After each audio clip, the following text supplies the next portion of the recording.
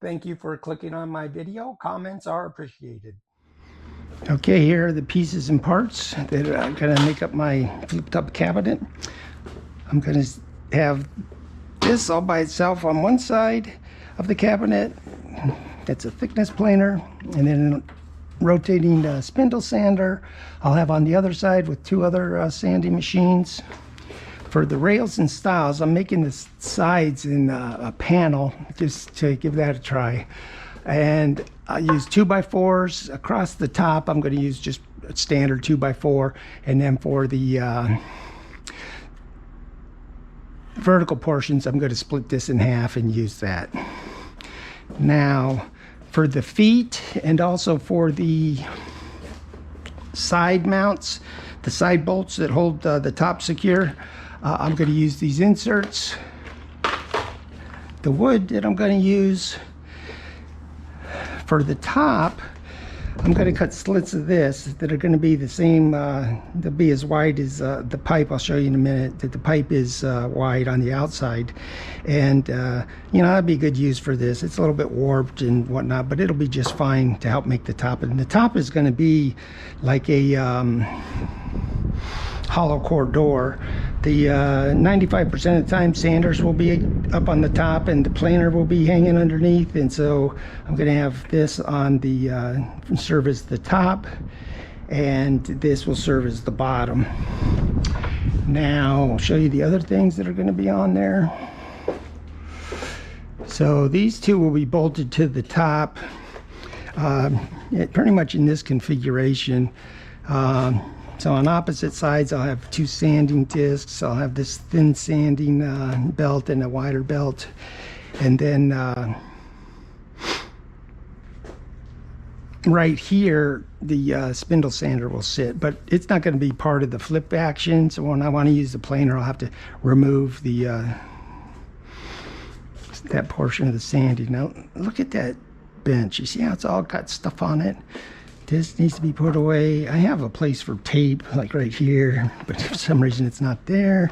This thing just hangs under here. So let me know if you have to share your shop with your garage if your bench gets all messed up like this. But one thing I like about a messed up bench is that it's so satisfying when I finally clear it off.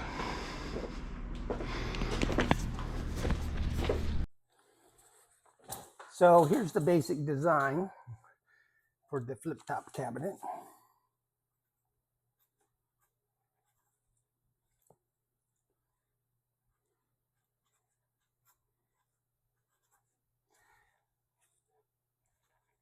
This is a finicky pen. I wanted to use it. Flip-top cabinet. For thickness planer,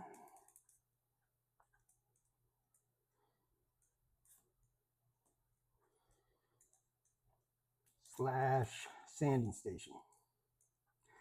So I use these little things that for my shop log sanding station. So let's take a look at the top. So at the top, if you recall, I said it's going to be like a hollow core door, and this is the side view of the top. And on the top here, I'm going to have a 1/2 inch. And on the bottom, we're going to go with 1/4 inch. And it'll go across like that. And in the middle,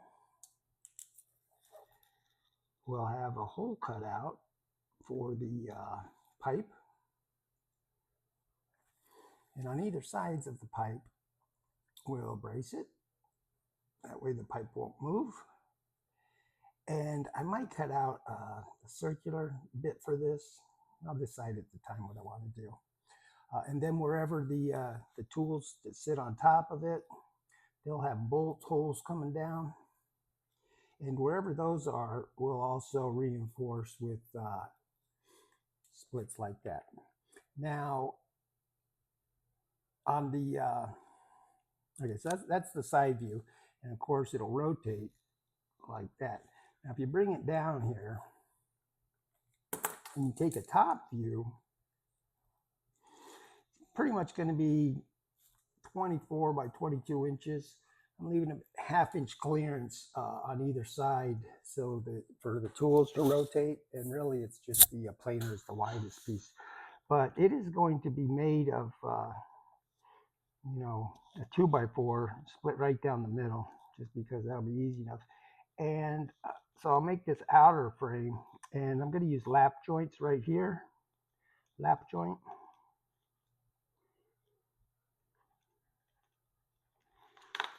So then the pipe sticks out either end, and it's threaded. I don't know if you remember from the beginning of the Weebill, it's got threads. So I 3D printed a cap that will go over this side, and that'll be there. But this side is much longer than it needs to be, so it's going to have to be cut right here with a grinder, and then I'll 3D print a cap that gets epoxied onto this side. So this will have a cap epoxied on. And so if I ever need to take that out and do something, I can unscrew this side and slide it out. And then it will have, these runners going across where the things are bolted into. So this is really where the thickness planer gets bolted into. It'll go all the way through. And I think where those sanding pieces get bolted to from the other side, I think one of them is going to be pretty much like that. I might just glue in a block like that, right where that's going to be. And then this one will be something like this over here.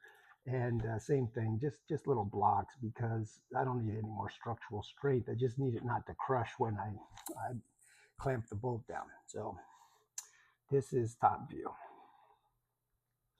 Now, I don't measure everything and lay out plans because a lot of times a little bit changes based upon what materials I have available. And I think I have all the materials for this. And I'm just going to, make this top, what did I say, 24 by 22 inches. And I'll make the top first, put all these pieces in, and then I'll make the cabinet around it. So this will be Monday, Tuesday job. Should only be a Monday job. Let's see if I get it done tomorrow. Then for the cabinet, the basic look of the cabinet is it's going to be like this. You just draw it. It's going to have two pieces go across, and then it'll come down. And so this is the front view. I'll draw it in more detail. So that's the front view, and it'll have feet right here, and this will be a drawer. And that's great. I can put all the different types of sanding stuff for those machines in there. But basically, they're going to be 2x4s. So the side view of this, I'm just going to put the side view right here. I'll make it a little bigger. So looking at a side of it, you're going to have the 2x4 right there, and then a half of a 2x4 is going to be coming down like this, all the way down, and coming down like this, all the way down, and then maybe an inch above the bottom, I'll have half a 2x4 going like that, and then I'll set the height for this one. So I'm going to make this total height same as table saw height. And on the bottom, we'll put those brass inserts right here. And then it'll have those nylon feet. And this depth right here is going to be determined by how much clearance I need to flip the thing. And that'll set the height of the drawer based upon the height of the table saw. So I haven't measured all that. But what the joinery here is going to be, it'll look like this from the end view. The 2x4 across the top is going to, have a rabbet in it, and then the style, so it'll be a little tongue and groove, and it'll fit in there. And of course, the style will have space there, and so then the panel can go in here, and that'll be plenty strong. And the way I'm going to finish it is I have blue dye for all the 2x4s, blue dye. And then I will just leave the oak plywood. Is it oak? No, it's birch. Birch plywood. Color it is, no stain. And then finish it all up with polyurethane. Poly, and it's water poly. It's a lot easier to work with, clean up and whatnot. Yeah, that'll be it.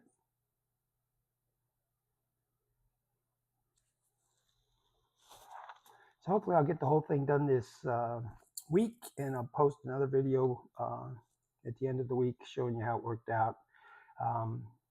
Hopefully I can get some video shots of parts I had problems with, but I don't have this shop set up, as you saw, really to do a lot of good videos because it's so cluttered, and I haven't made the jigs and whatnot to mount all the cameras. Anyway, thanks for watching.